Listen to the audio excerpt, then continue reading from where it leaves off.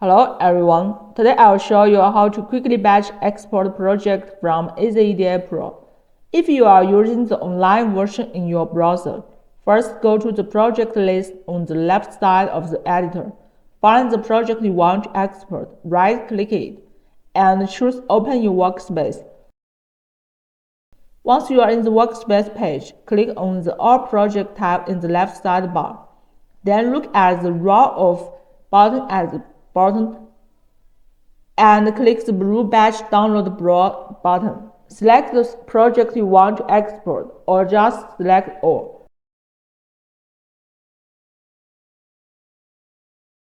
Finally, click the download button at the top and the system will automatically package them into EPRO files and download them to your computer.